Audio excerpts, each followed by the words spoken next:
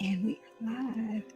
Well, hello, and welcome to My Heart on Pages. I am so excited to be here. I am LaQuita Parks, your host, and I know it's nighttime, it's bedtime where Sharon is, but I am so excited to have her as a guest today. But I am LaQuita Parks, and I am the CEO and founder of PayProV Publishing. And PayProV is Pain, Progress, Victory, because I believe without pain, there is no progress, and without progress, there can be no victory. So, what I do is help people take their stories from a thought to a realization. And you know what, Sharon, we talked about this before. 100% of everybody living and dead has a story. It doesn't matter who you are, where you have a story. And there are people who are waiting for your story so that they can get healing from their story. So, My Heart on Pages, we're all about the story. We talk about the why behind your book project. So, I am based here in the USA, in Georgia, and I am going to get out of the way so we can meet Sharon and find out about her book project and where she's from. And Sharon want to know the why behind it. So before we get started, I want you to tell the listeners and tell the viewers who you are and where you're from. My name is Sharon Griffiths. Can you see me? I can see you just fine. And I live in Essex, in England, near London. Wow. Of London, the east of London, in a little town called Rayleigh. It goes right back to the Doomsday Book. The Vikings invaded, and that is me. And I've written a couple of books, but also contributed to a few others as well. Okay. And so what made you want to write your book? First of all, tell us the name, and you have more than one. So, I do. So tell us the name of your book. Tell us about The First Place. The First Place. There are two, actually. Right. So The First Place is co-authored by myself and my co-author, Alex Sakala. We are both entrepreneurs, property investors, and we invest in property. We also have as our highest values. One of them is lifelong learning and curiosity and wanting to help people. And education and creating awareness is one way of doing this. We do other things together as well. And in the books, there's two books that have been written as part of the First Place series. And in those books are 24 questions that beginners, very common questions that beginners ask when they start out in business and particularly in property investing. And at some point we were all beginners. So what we did was we asked over 50 people if they would like to write a book with us or contribute to a book. We interviewed 55 and we've got 50 that said yes to the end. So we have in those books, with an approach like Napoleon Hill took when he did his research in success and wealth, 50 answers to 24 questions. Wow. And in those books, those two books, on the theme of what is the best learning, education and training for me, you have hundreds or thousands of golden nuggets to help people. And so what's important too is that you're in London, but this is universal. So education it's universal. So how did you go about selecting the people? Did you randomly say, okay, did you send out a mass email or post it on social media? How did you go about selecting the people to answer the questions for the book? The process was very simple. We wanted to ask people, we only wanted to ask 8 people at the beginning, 8 people, so that would make 10 with us, who were helpful in terms of helping people in property and learning, who were experts in their field, loved what they were doing and were successful at what they'd done. We also wanted them to have investing in the tree of life so that they could do what they wanted to do, invested in finding their mission and their highest values, but also invested in the specific subject that they were interested in, so they could apply what they wanted to do. And I started to learn about property investing from 2017. So in my previous job, I used to recruit tutors to deliver all sorts of courses. So naturally, as I went along from a beginner in this business of property investing, I found helpful people, or they found me. So I just collected names and followed them on the internet and met them. They hadn't got a clue what was happening. And then after we agreed that certain people had met her criteria, we asked them, would you like to be in a book? So initially it was going to be 8. But then every time we got near to 8, I said, oh, there's more people. So we asked more people. And as we increased in confidence, we asked people that were more experienced, because initially we wanted to have people that were a couple of years ahead of the beginners, so they could relate to them. But then we realized that there was even more value from asking more experienced, kind, helpful, successful people. So that's what we did. Well, you know what? I like that you said you reached out to people who were knowledgeable. So I like that. And one thing that I've learned is people who have knowledge, they like to share. Most people who have knowledge like to share. There are some people who are hoarders of information. But for the most part, there are people who have knowledge and they've been successful in something. They really do want to share it. So I like that you said that. So what were some of the questions that you asked? Some of the questions. Out of the 24 questions, let me find them. Here we are. What are the best courses to go on? How do I know what to say yes to?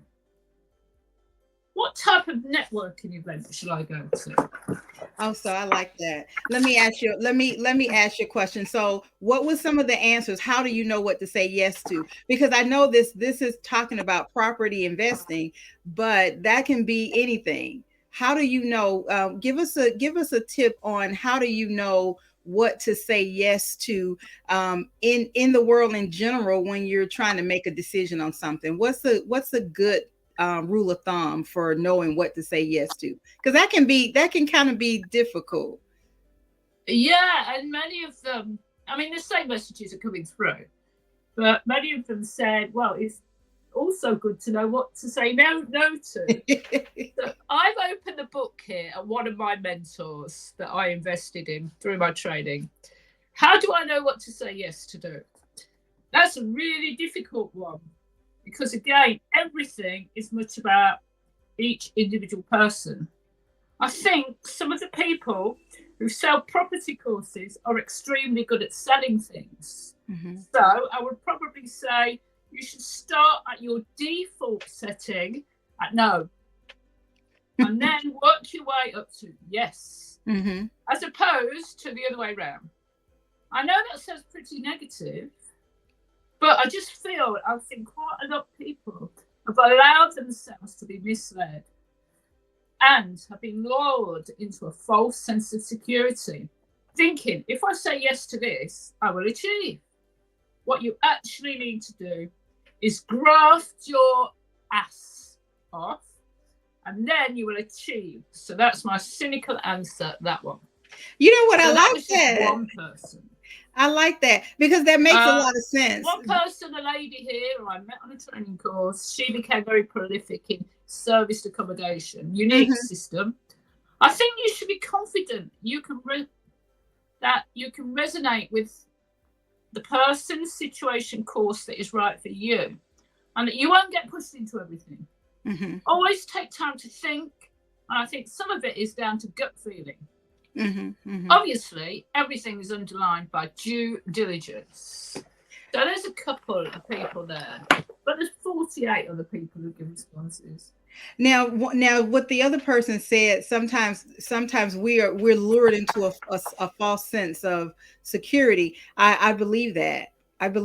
And that's a really good way of looking at it. It's kind of flipping that concept and learn how to say no first, and then you'll learn how to say yes. I know people that everything that comes up, there's always some good fun money maker, something, they're like, oh, I want to do this, I want to do that. But they don't stay in it long enough to really learn it. And they're constantly hopping from one thing to the next, to the next. So the concept of learning to say no first and then building up to the yes, I like that concept. I do. There's a few more in there. And the thing is, the type of people you describe, they may make a decision to go after the shiny penny. Then they may take action, but the persistence isn't there. Mm-hmm. Neither is that feeling of gratitude either. So, or because they're chasing after the money or the shiny pennies, what is happening is they're opening themselves up to more, I call them shiny Sputniks, shooting at them. And they get lost, they get overwhelmed, and they're not sure which way to go. Because they didn't have certainty about what they wanted in the first place. I like that. Now you've had a lot of success in this method. So, and you've been in education. I was reading your bio for 27 years or how many years was it? No. When I was 15, I learned judo, and I thought, and that was 1976. No, I was 15, 1976. So I was, in terms of education, judo opened new types of learning for me. I learned about breathing and the power of breathing after the first training session when I got beaten up, and I learned to meditate. And then my coach who took me on, he taught me so much. I then wanted to teach judo and coach judo. I also knew in the 1970s that education was valuable to take you to places you wanted to go, but I didn't know what sort of education. But in the end, I did a geography degree. I got qualified in judo, reached national standards, and taught judo across the world. And then I became a teacher. I did a teaching qualification after my coaching qualification in 1983 to 1984. And from 1985, after teaching judo, I then shifted to teaching 11 to 16-year-olds, as well as teaching judo. And then in 2015, after 30 years experience, not just in teaching, but in management as well, and creating courses of all sorts of things, I left that. But then I progressed in my 50s to recruiting and training volunteers in advocacy. So the education continually comes through. So when I started to learn about property, I thought, I'm a teacher, I'm going to apply what I learned, and I'm going to challenge all my beliefs of last century in this. So I started like an enthusiastic, curious child, started from nothing really. Well, I'm glad that you said that. How is it? What would you say about approaching? I like that you said you approach it as a curiosity, as a child's curiosity. How is that? Has that made you be more successful because you went in there like, okay, I'm going to be curious about all this and how it works? Did that help make you successful, or is at any time were you kind of a skeptic? Okay, all the way through my career, from about 2000, well, no, from the beginning, I used to analyze data about success, retention, achievement, learner satisfaction. And the thing about success is, if you do not know what it looks like, and you do not know what it feels like, how can you achieve it? So from the start, I identified what success felt like and looked like for me as it's happening. So I experienced it once, and that was based on, the power of leverage, basing it on lots of other things that I'd done. And then once I knew what I wanted to do, I set out a 2-year plan, but then I took action for the next 3 months. So the 2-year plan was there, but that's as far as I could see.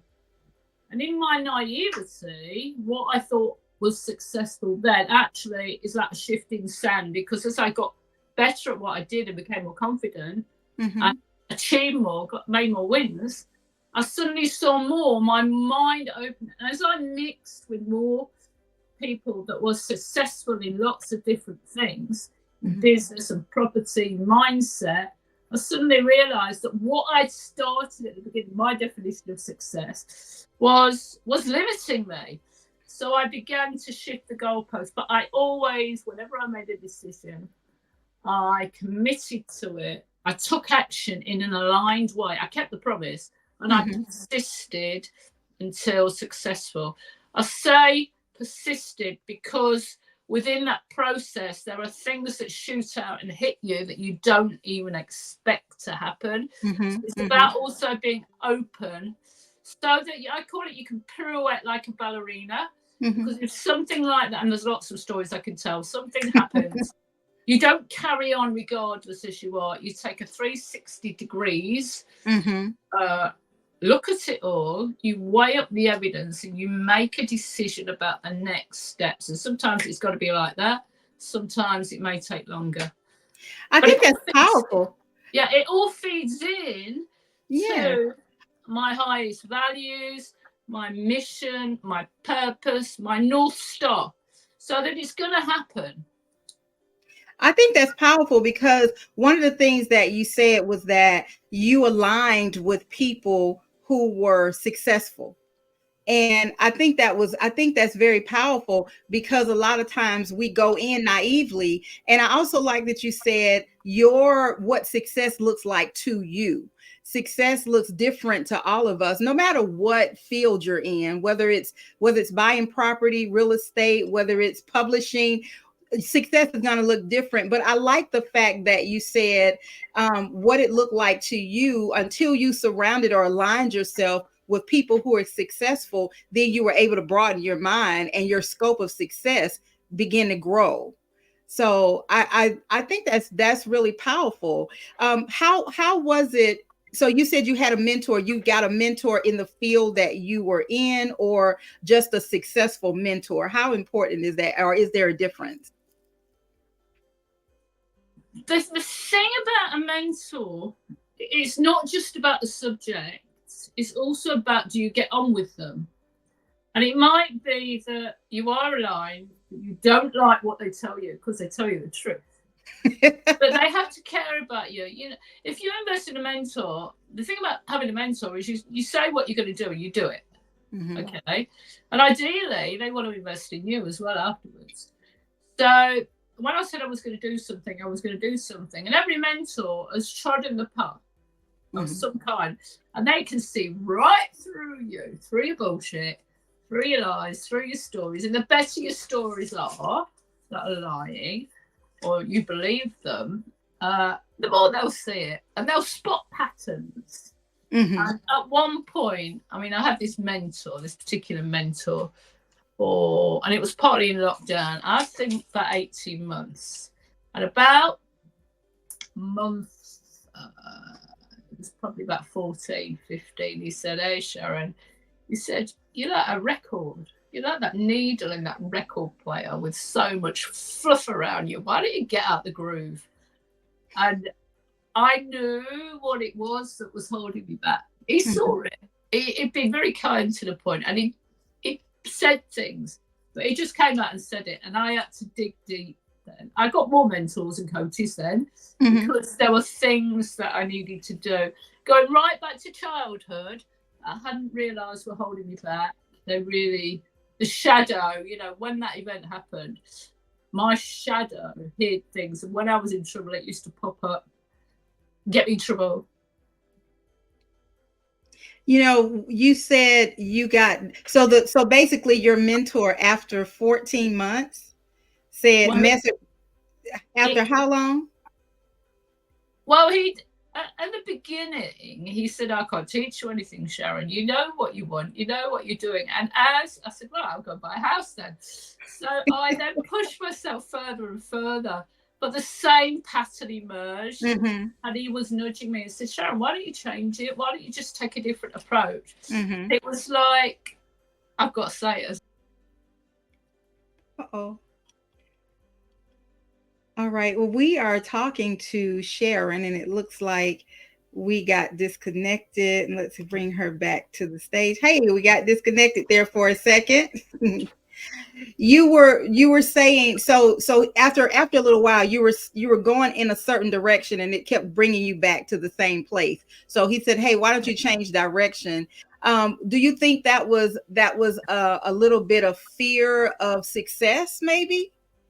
No, I was quite happy with things, and but he saw something, and it was at the time. It was in 2020 in lockdown, uh, early to middle of 2020. My dad was dying. Oh. I had to put it in the care home, and Mhm. I was revisiting the point where, and when somebody dies and you're facing death, Mhm. kind of reminiscent thoughts come in, and I was beginning to realise through the other coaching that I was doing and the book writing, which was quite cathartic, there was something deeper. It was deeper than this. And that's the thing about property. You're not just committing your time, your energy, money, you're committing your money as well. Mhm. And there's a Mhm. lot of emotional attachment with money. But this ran deep, and I was able to face it and accept it. And it's those things that happen to you as a child.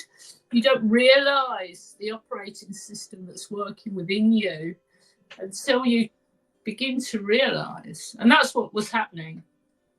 So what was the turning point that made you go from education? I know educating teenagers, that's universal. What was the turning point that you decided to go fully into property investing? Okay, then, right. I used to teach teenagers, Hmm. geography was the main subject, between 1985 to 2001. Hmm. In 1985, when I used to teach children, in my first couple of weeks after the honeymoon period was over with those horrible boys, you've got to think this was 1985, so there was no internet. I realised I needed to relax myself more, so I learned reflexology. I used to try it on people, and then I become qualified. And then in the 90s, I had children. And suddenly, what happened when I had the two children in 95 and 98, I realised I wasn't understanding what's happening. I was really depressed. Hmm. And because it was like I was trying to do everything, and Hmm. I just couldn't do it and teach, lesson plan, look after the kids. So I paid my childminder to look after something I really wanted to do. So in 2001, I left mainstream teaching. But in 1994, I became qualified in reflexology. No, 91. And in 94, I started to teach reflexology. So I had my own practice as well. So I was adding to it, and I was just getting more and more stressed. So I went to the doctor in 99 and I said, I need some help. And he offered me some nice little drugs to keep me calm. I went, no, I want to talk to somebody. So there was a counsellor. I had one session with him, and he recommended a book called Shooting the Monkey. And he introduced me to the term emotional attachment to the outcome. And then a few more things came up. So in 2001, I took a chance. I left the mainstream teaching. I opened up my own reflexology business, committed to it. But I also started to manage tutors and help them as well. Hmm. But it was in 2011 when the British government announced to women of my age, that were the baby boomers, that their pension age was going to be knocked back to 66. Hmm. And it was only when, around 2008, when my mum died and a few years afterwards, I realised that, hey, look, I could not survive on a pension, Hmm. my teacher's pension. I'd have to wait a long time for my 66 for my other pension. So I began to explore other options. Hmm. And in November 2016, when my kids had more or less left home, I sat on the toilet one November morning. It was wet and miserable, and there were other things going on. I said, something's got to change. Something's got to change. I need something. And later that day, when I was at work, I saw this advert for a property investing seminar. So I went that week, and I'd gone from not feeling anything and a void and depressed to feeling something. So I began to explore, and then in February, I made a decision in 6 weeks. By the 1st of January 2017, I would choose to change my life by investing in property, a business, or carry on as I am. And stop being so miserable. So it was 11:50 p.m. on the 31st of March 2017, I made the decision to change my life through property investing. And the next day I set out a plan, and I just stuck to the plan and tweaked it as I went along. I like that. So you said something. How are you emotionally committed to the process? Explain what you mean by that. The process of property investing. Mm-hmm. Well, I was emotionally attached to what I was doing, and there was lots going on in my life, and my income was lower than my outgoings. And Mm-hmm. Mm-hmm. one of my highest values is choice. And I had no choice in my life. I was helping everybody else, but not my own, not myself. Mm-hmm. So I realized I needed to do something different. What's that saying? If you've always done what you've always done, you're gonna always get what you've always gotten. Yes. And the definition of madness is doing the same thing over and over again, for different results. Different. So I thought I need to do something. So I paid £1,000 for a 3-day property investing course. Then they wanted £20,000 to £30,000 to progress. Wow. Then I'm into the world of sales, and it's like a new world. And I saw these millionaires, and I thought, I want to do that, but I haven't got that money. I did ask for some people if they'd lend me money, but they said no. So I thought I'd do it my own way. And I told the teacher at the time on the Sunday, I can't commit to it.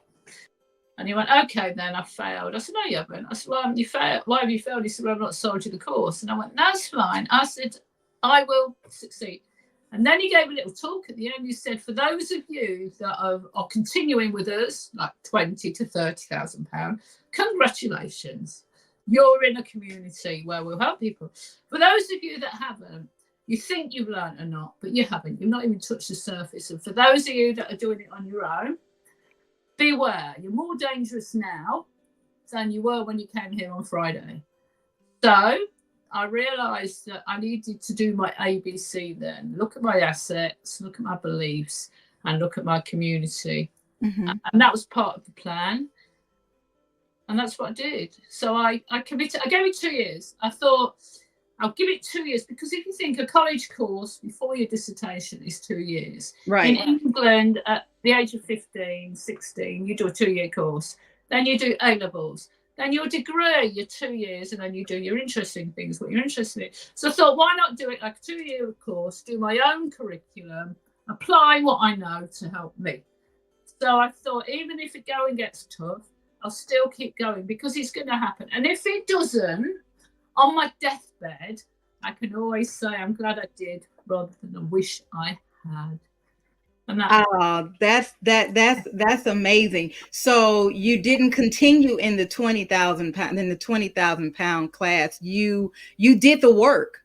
You did the work, you did the research, and you gave it time to learn what you needed to learn. You know what? That's a really positive thing. And it's powerful, because there are sometimes somebody told me once before, everything's negotiable. Right? So if you can't do this, it doesn't mean that you have to give up. Then try something else. Try someone else. Talk about it. Research. Go to the library. Go to do your research, and you can achieve what it is you want. And it may take longer. Who knows? It may take longer, but if you don't try, you'll never know. So I absolutely love that. So Sharon, tell people how they can purchase your book. It's on Amazon.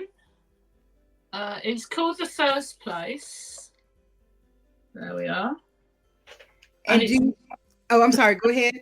The First Place. And the author you will probably find is Alex Sapala, with me, Sharon Griffiths. His name is first. It begins with an A. And it also has the Property Investing Beginners Mastermind, Volume 1 and 2. But if I send you the link, will that be okay? Yes, you can. You can absolutely send the link. And Sharon, do you do coaching? What if there's somebody who wants to do coaching with you? Do you offer that? I do offer it. But the first thing that I usually do is I usually ask them, what can I help you with? Because as we know, when we coach people, sometimes we're not the right fit, and it has to be mutual. It's no good me having somebody to coach if they're not coachable. That's which is right. so important. So I have created my link tree, which I can send you the link of as well. And on it, I have put where you can get the books. I put loads of resources I have created and co-created since 2017 and before to help people create more of what they want in their life. And they can go and look at that, do what they want with it, share it with other people. It's my gift to the world. My investment, it's part of my personal development and personal mastery. I have invested, although I said I didn't invest in the training, I did. I've invested a lot more than £30,000 in my training. Okay. But to do that by cathartically dumping it and creating it and working, collaborating with experts in the field, that helps other people decide what is right for them. And if they come back to me, we then take it from there. You know what? I like that. I thank you so much for sharing the story, because what you have said has been such those are gems, because a lot of times people quit before they can get anywhere, and it gets too hard. It's too hard. I can't do it. And then there are people, I call them communication noises. There are people that are talking and say, why do you want to do that? You know, or you could have done this, you could have done that. So it goes back to, what does success look like for you? And so you can go through and you can, I believe you can achieve any goal that you want to, but you have to want it bad enough. How do you want it? What your reason, your purpose has to be so much bigger than you. We move towards pleasure away from pain. So for me, in the early stages, I created so many challenges and so much pain. I had to jump over them. I had to jump over the hoop to make me decide if I wanted it more. I had to create that feeling inside. And that's the thing about, it's a bit like if you're a parent and you've got a child and that child's in the river, if you're fearful of swimming, you will overcome that fear to get to that child. That's right. To save them. And it's like creating something that's so much bigger than you. And that's why I created the link tree, because one of my highest values is helping people and helping with choice so that they can create more than what they want. My mission is bespokely connecting people to opportunities. My vision is connecting curious people worldwide so everybody is empowered and inspired to create their own shappiness. And shappiness is a combination of success and happiness. Because even though we may know what success looks like and feels like for us, we might not be happy with it. We might be bloody miserable in our success. So it has to incorporate happiness. Now, how are you spelling shappiness? Shappiness is happiness with an S at the front. Success. I could have had successiness, but shappiness. And when I was writing one of these, I like that. When I was writing one of these books or one of these books, I said to Paul D. Lowe, who was my coach at the time, I was talking about happiness because, again, I was exploring what had made me sad as a child, and it was that event when I was 9 years old. And I said, walking back to happiness, shappiness, success. And he went, walking back to shappiness. And he started to sing the Ellen Shapiro song, or the Ken Dodd one, shappiness, shappiness. So it was kind of a fun thing that evolved in the pain. I like that. I like that. You know what? And it matters. It matters too, because it that also determines, you know, the level of comfort you have. You know, when I believe that with publishing, with pay-per-view publishing, I'm all about the story, and I love helping people, because when you help them tell their story, you can see the breakthrough. You can see the breakthrough from, you know, the internal turmoil. Even with myself, the more I talk about my story, sometimes people might say, oh, she's always talking about her story, but that's healing for me. And then the people that I reach, they're like, wow, I didn't know that you were going through that, or you've been through this. And I didn't think that I could get through that. But now that I see your story, then I can too. So it makes a world of difference. That's why when people write their stories, and when you with first place, then it gives people an understanding that, you know what, this is doable. This is something I can do.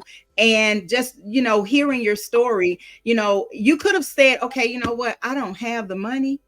I don't have that. So I'm done.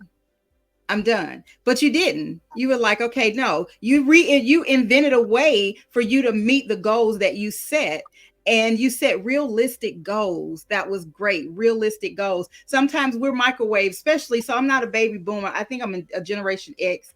I think that's the Generation X. I will be 55 in October. So, but the generation now, it's like a microwave generation. They want it quick, want it right now, want it quick. They don't want to work for it. They want to create something that's going to give them all of the money that they want right now. And so it isn't unfortunately they see some of that happening, but it isn't longevity. It's temporary. So doing the work matters, and the success comes. So, but it's what success looks like for you. So I am so glad that you came and you shared your story. And tell people, Sharon, how can they reach you?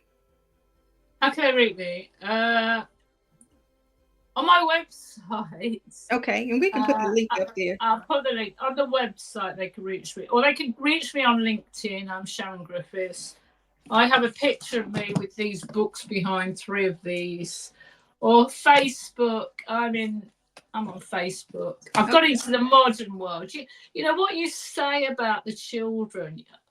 They saw the children of my generation, your generation. They didn't see that, for the ones that had parents, they didn't see what we did, and they only saw the results of what they did. What's that saying in the psychology of money? Tails you win. They do not see everything. They only see what they realise. Still, and they are often limiting factors. So for me,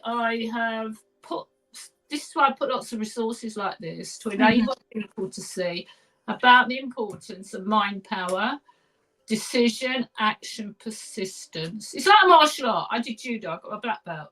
It took 3 years to get my black belt.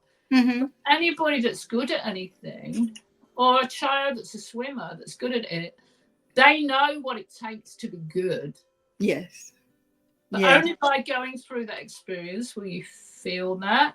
And being you, through what you do, you become. I like that. I like that. Well, Sharon, thank you so much. Time flies when you're having fun, I tell you. Thank you so much for being here. And listen, I'm going to post the link, Sharon. I'm going to post your link so that people can contact you. And listen, go to Amazon, purchase her books. And she doesn't just have the first place. What was the other book you have? What did it say? My heart. There is Speaking from the Heart. Speaking from the Heart. Go online and what's that? Mastering the Game of Life 2. Yeah, that's part 2. We have Mastering the Game of Life released in November 2020. Okay. Then until March 2022, we had 10 Speaking from the Heart books released. And then we had the book, what's it? The book thing. At the end, that was Mastering the Game of Life 2. So there were 14 books produced, and those books are anthologies with people like we're describing that have faced and overcome challenges. So it's not just it's all aspects of life, and that's aligned to the World Game Changers CIC, who you can see on the internet as well. Well, awesome.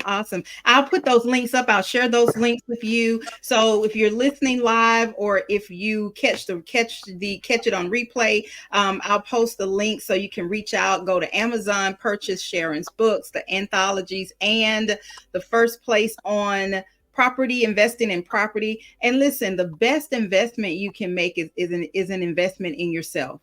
If you don't invest in you, nobody else will. Don't chase investing in other things and you don't invest in yourself. Okay. So listen, this has been My Heart on Pages. My guest, Sharon Griffiths. She is talking about the why behind her story. And listen, 100% of everybody living and dead has a story. So if you are wanting to share your story and you don't know how to get started, we can help you get started. We can help you take your story from a thought to a realization, no matter where you are in the story writing process. You have a story, don't know how to get started, we can help you get started. If you have already started and you find yourself stuck, we can help you get stuck. I tell you, Sharon has given some gems to help you get unstuck in anything in life.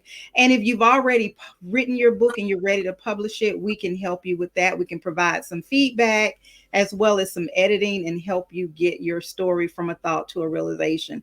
And listen, if you guys are looking for projects, are you wanting to be the difference that makes a difference, then reach out to PayPro Publishing. We have some anthology projects coming up. Sharon, I'm going to send you the information. You may want to take a look at that. It is, the one is called Our Journey from Girls to Women. Ooh. Lessons we learned along the way. And we have a second, our part two men's book. This is the first book, Our Journey from Boys to Men anthology. So we are working on part two, lessons we learned along the way. And if you are a veteran, we have anthologies. We want your stories. We want to know your soldier story. So reach out to PayPro Publishing, payprovpublishing.com, and we can get you some information and you can be the difference that makes a difference. I stole that saying from David Patterson. All right. Well, Sharon, give us one final tip before we go on investing. And it can be investing in property or investing in yourself. What's one tip that you would give to somebody who is looking to start investing? Okay. For any type of learning, if you remember when I was a child, I thought it was education, but I didn't realize what. The more clarity you have about what success means for you in terms of what it feels like and looks like, you can achieve it. And if you have these little doubts come in your head or the thoughts, say, how can I overcome that?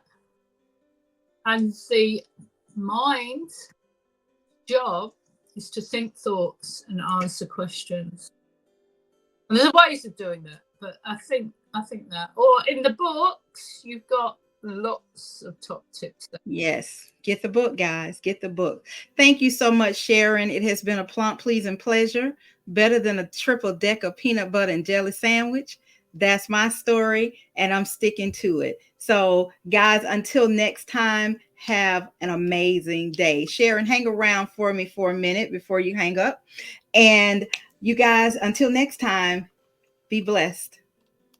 Thank you.